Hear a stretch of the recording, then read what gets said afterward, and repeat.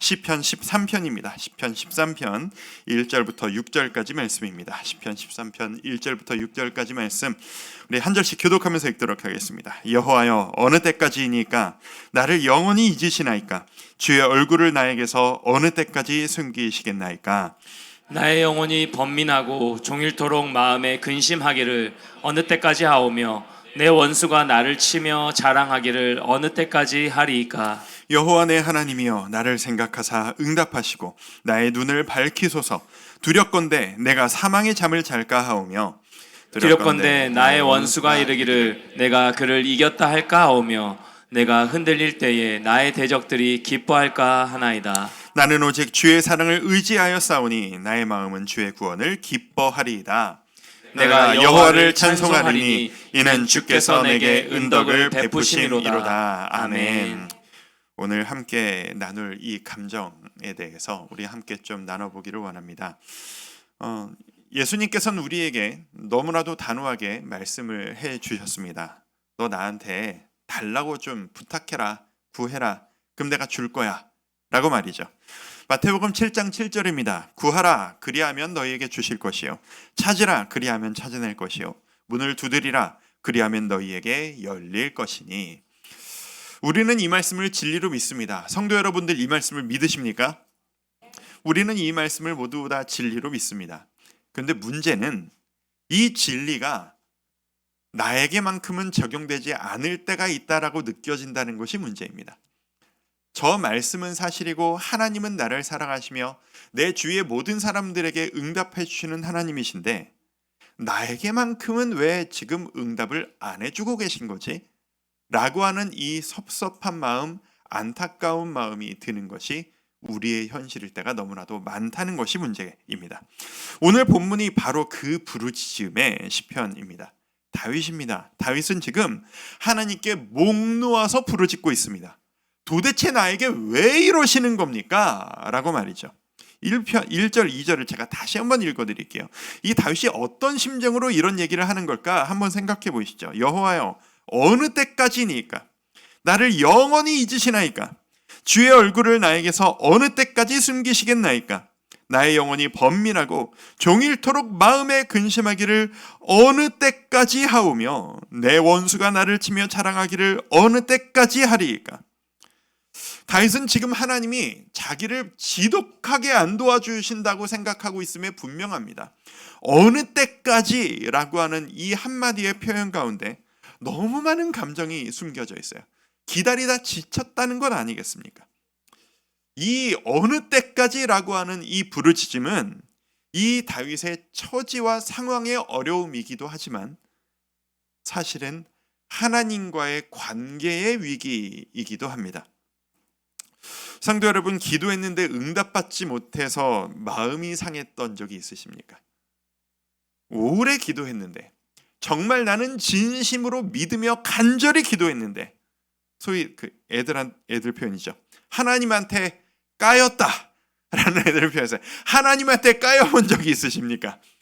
하나님이 나한테 왜 이러시나? 간절히 기도했는데 응답이 없으시면 우리는 이런 마음이 듭니다. 하나님 나한테 왜 그러세요? 공평하신 하나님이라고 하셨는데 저한테만큼은 공평하지 않으신 것 같은데요. 하나님, 제가 뭘 잘못해서 제 얘기만 안 들어주시는 거예요? 제가 뭘 하면 하나님 들어주실 겁니까? 이게 차라리 믿음이 없는 상태면 나 안 믿는다라고 돌아서면 되는 문제일지 모르겠어요. 근데 문제는 뭐냐면 내가 이미 하나님을 누구신지를 너무 잘 알아버렸어요. 내가 그분이 실제로 계시는 분이라는 걸 내 마음으로 느끼고 눈물로 받아들여 버렸어요. 그분을 진심으로 믿게 됐어요. 그래서 내 삶의 목적과 포커스를 완전히 주님께로 바꿔 맞춰버렸다라는 거예요. 그러니 이런 마음이 생기는 거예요. 주님, 저는 이렇게까지 믿고 돌아섰는데 주님은 저한테 왜 그러세요? 주님은 제가 원하는 거 왜 안 들어주세요? 때로는 무응답이라고 하는 그 사실 자체보다 하나님께 거절당하고 있다라고 하는 이 마음이 우리에게 더 큰 아픔으로 다가올 때가 있다라는 겁니다. 저에게도 기도의 무응답 그리고 거절의 경험이란 셀 수 없을 만큼 많습니다. 큰 거절의 경험, 하나님의 무응답이 뭐가 있을까? 제 사연을 빼놓고서라도 제 얘기는 이미 너무 많이 했으니까 누군가를 위해 기도했을 때, 공동체에서 기도했을 때 거절당한 경험이란 너무나도 많습니다. 제가 초등부 목사로 오래 사역을 하다가 함께 사역하시던 그때 교사가 한 70분 정도 계실 때였어요. 그 수많은 교사들이 한 마음으로 열심히 사역을 하고 있었는데 그 중에 한 여선생님께서 암에 걸리시게 된 거예요. 그 남편도 함께 교사셨고 자식도 초등부의 학생이었던, 정말 온 가족이 초등부에 헌신돼 있고 모두가 너무 사랑하는 그런 선생님이셨는데 암에 걸리셔서 그 선생님들이 모두 눈물로 목 놓아서 진짜 열심히 기도했어요. 근데 기도하면 좀 나아야 되잖아요. 저희가 진짜 마음 다해 기도했거든요. 하나님 살아계심을 좀 보여주십시오. 돌아가셨어요. 온 공동체의 충격이자 부서가 흔들리는 경험을 그때 했던 것 같아요. 우리가 아이들에게 기도하면 들어주신다라고 말씀을 가르치고 있는데 우리가 믿고 기도했는데 이분을 데려가시는 걸 보면서 하나님 우리한테 왜 이러십니까? 부서가 흔들렸던 경험을 했던 적이 있습니다. 가정의 회복을 위해 기도했던 적은 정말 셀 수 없을 정도로 많습니다. 하나님 이 가정이 회복되기를 기도합니다. 하나님이 이 가정을 책임져 주실 것을 믿습니다.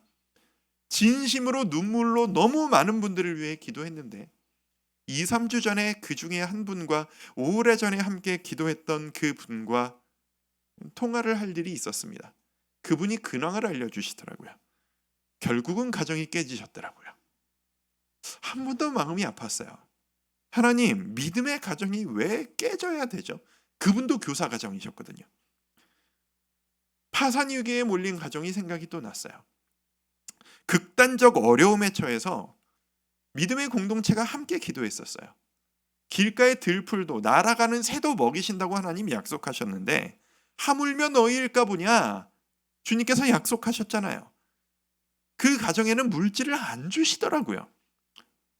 이런 경험을 할 때마다 저는 하나님께 따지고 싶은 마음이 들어요. 나중에 천국 가면 하나님 그땐 도대체 왜 그러셨던 거예요? 하고 싶은 얘기가 참 많아요. 하나님 이게 뭡니까? 이게 왜 이런 일이 생겨야 되는 거죠? 간절하게 믿고 기도했던 만큼 낙심은 더 크게만 느껴졌던 것 같습니다. 저는 오늘 이 문제에 대해서 오늘 결론은 원포인트입니다. 오늘 간단합니다. 오늘 한 가지 이야기만을 드리고 싶어요. 제가 오늘 응답되지 않는 때에 어떻게 해야 되는가, 이 문제에 대한 생각의 전환점을 여러분들에게 제공해 드리고 싶습니다. 어떤 생각의 전환점? 생각하기를 멈추십시오. 하나님이 지금 나한테 왜 이러시는 건지, 응답을 주고 계신지 않은 이유가 뭔지, 하나님이 지금 나를 어떻게 생각하시는 거지에 대한 생각을 멈추세요. 아니, 생각하지 않는 신앙인이 되어야 됩니까? 그게 아니고요. 하나님 앞에서 하나님의 자녀가 생각을 깊이 해야 될 때가 있고요. 생각하지 말고 무작정 순종해야 될 때가 있습니다. 그런데 여러분이 지금 응답되지 않는 기도 앞에서 고난을 겪고 있으시다면 지금은 생각을 멈추고 순종해야 될 때예요. 그냥 죄송합니다. 격한 표현을 하나 쓸게요. 생각하지 말고 닥치고 순종해야 될 때예요. 저 스스로에게 이렇게 표현을 했었거든요. 제가 지금은 닥치고 순종해야 될 때예요. 생각이 많을수록 산으로 갑니다. 요나를 아시잖아요. 하나님이 대체 나에게 왜 이런 일을 시키시는 건지를 이해하지 못하고 너무 많은 생각을 했어요. 생각이 너무 많아서 그 생각대로 행동했더니 그 뒷감당이 너무 컸어요.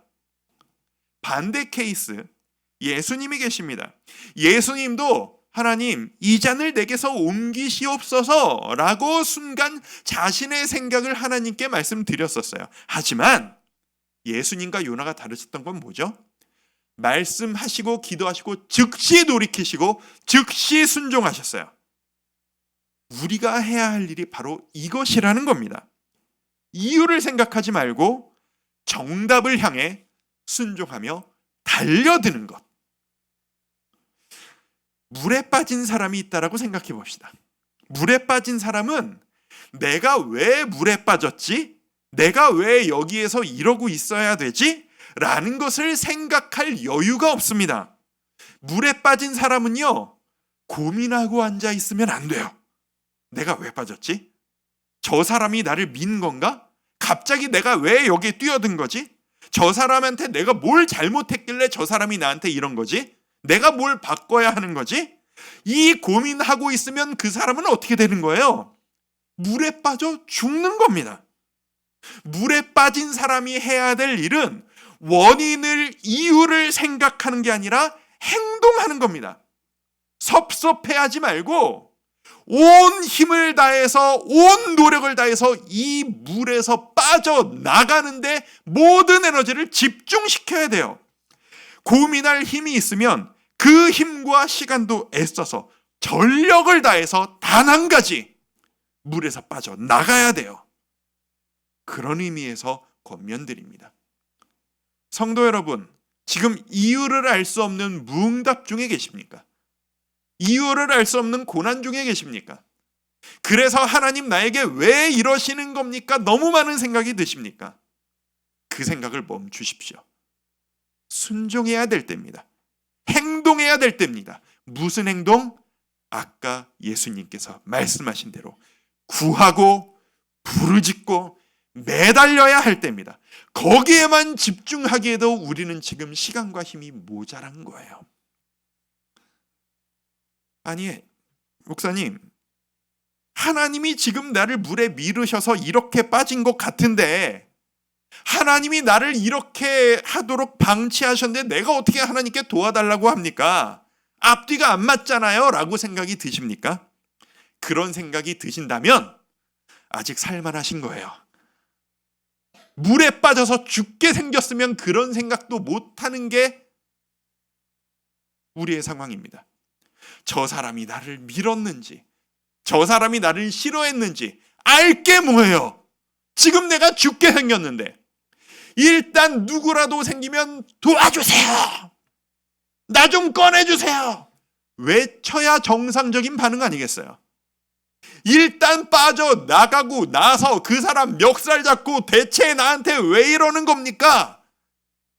물에 나가서 여쭤봐도 물어봐도 전혀 늦지 않은 겁니다. 오늘 이 한 가지만 붙잡고 돌아가셨으면 좋겠습니다. 성도 여러분, 본질로 돌아옵시다. 정답으로 돌아옵시다. 왜 이렇게 살아야 하는지 모르겠습니다. 우리는 모릅니다. 아무리 생각해도 우리는 답을 찾을 수가 없습니다. 하나님이 대체 우리에게 지금 이 상황을 왜 주신 건지, 왜 나는 언제까지 허우적거려야 하는 건지, 나는 언제까지 이렇게 눈물만 흘려야 하는 건지 고민하고 원인을 찾아도 찾을 수 없다면 거기에 힘 그만 쓰십시다. 그리고 구하라, 부르짖어라, 외쳐라, 찾으라 라고 말씀하신 대로 우리 무작정 한번 부르짖는 인생 한번 되어봤으면 좋겠습니다. 그게 이 시간 우리가 보여야 할 반응 아니겠습니까? 그런 의미에서 매일 말씀드리고 있습니다. 선포하는 것이 필요합니다. 찬양하는 것이 필요합니다. 주님, 믿어지지 않지만 이렇게 한번 해보겠습니다 라는 것이 필요합니다.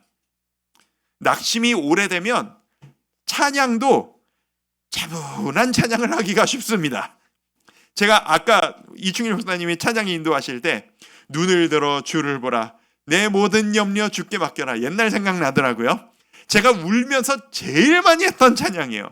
그때 그 찬양이 저에게 위로를 줬던 게 사실이지만 전환이 필요해요. 낙심돼 있는 사람일수록 제일 필요한 찬양과 선포가 뭔지 아세요? 활기찬 선포예요. 믿음에 대한 선포예요.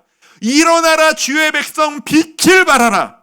내 주님이 너와 함께 계셔 하나님께서 너에게 역사를 행하시리라. 내 상황은 시궁창인데 내 입에서 이 선포가 나아갈 때, 이유를 알 수 없는 선포가 가득할 때 하나님은 일하시리라 믿습니다. 지나고 나면 알 수 있습니다.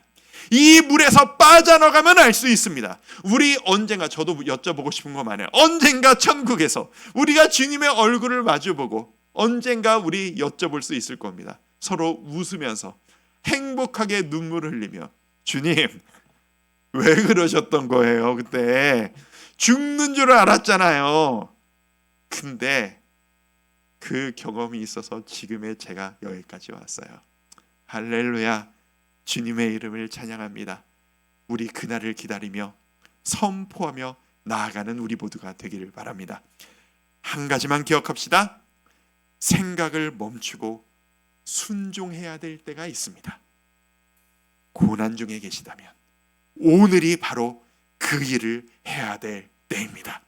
하나님을 신뢰하시고 선포하심으로 나아가시는 주의 성도들 되시기를 주님의 이름으로 축원드립니다. 우리 그런 마음으로 이 찬양하며 나아갑시다. 좀 전에 말씀드린 것처럼 우리에게는 활기찬 찬양이 필요합니다. 일어나라 주의 백성, 빛을 발하라. 주가 너의 영광으로 임하시리라. 우리 힘차게 박수치면서 함께 찬양하도록 하겠습니다.